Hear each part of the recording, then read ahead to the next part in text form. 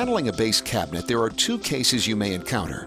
The base cabinet may have a toe kick cut out, or it may have a straight edge.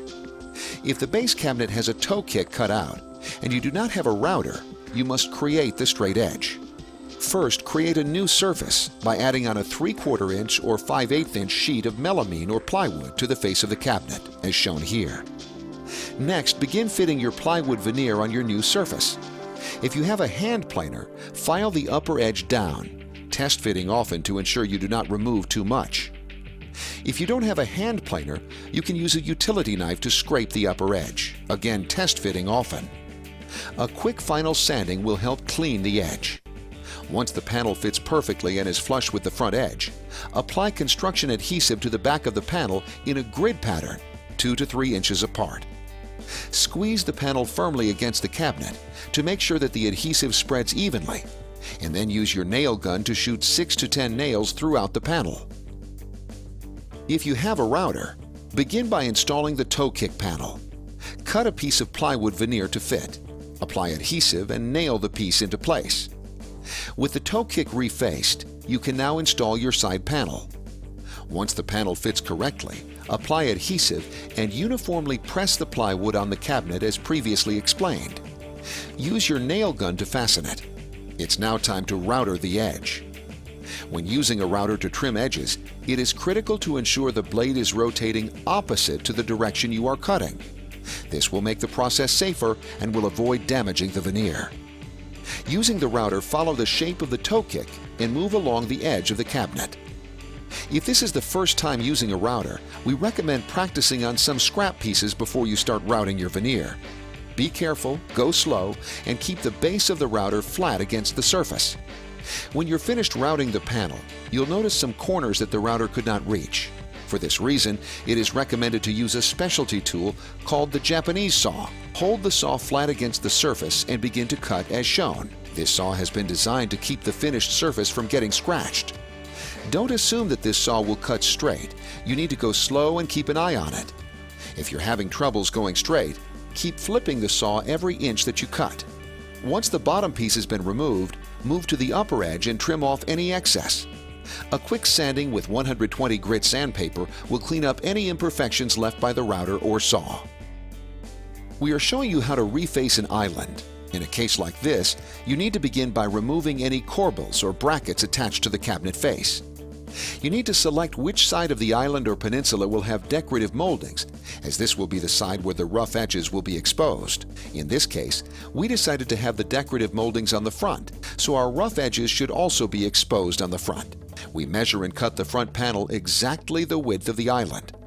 When we measure the side panels, we need to include the thickness of the front panel by using a scrap piece of plywood and adding it to the width. Now all you have to do is cut, attach, and trim the panels as we have shown you before.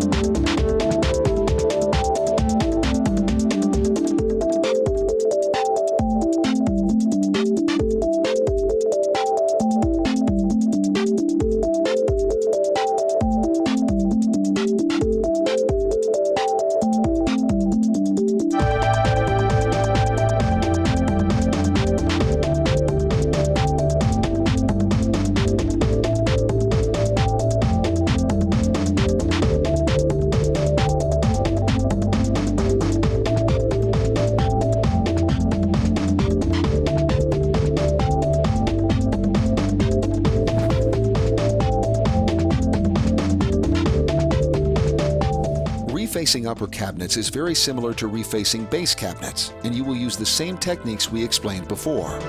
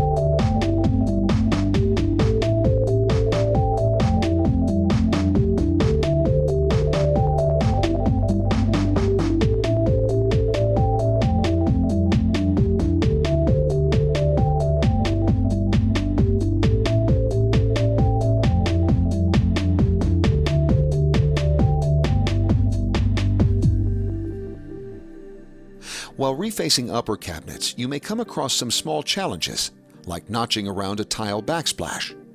Place the panel against the cabinet and use a pencil to mark the length and width of the notch. Score repeatedly over the marks, then carefully carve out the notch. Test fit the panel, and when you're happy, attach it to the cabinet. You may encounter a situation like this, where the panel is not rectangular. The simplest solution is to draw the shape of the panel on a sheet of paper, then measure and write down the length of each side as I'm doing here. Proceed to cut the panel using a table saw, or if you're uncomfortable with this cut, you can use a utility knife and a straight edge. To use the utility knife, begin by scoring the panel repeatedly. Then gently apply pressure and break off the excess panel. Once again, test fit the panel and attach it to the cabinet.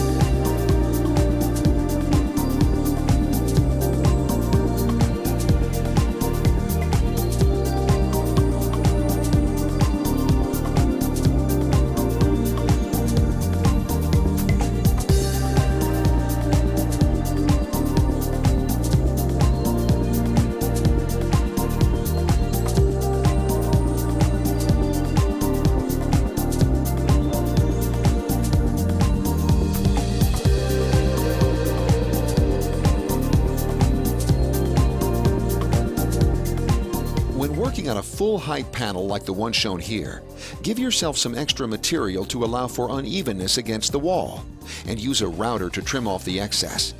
If you don't have a router and have ordered pre-cut panels, you can use paintable caulking to fill in any gaps you may have.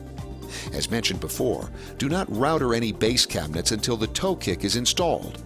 For those of you without a router, remember that you will be installing a 5/8 of an inch melamine board and will not be notching out the toe kick as we described in the beginning of the paneling section.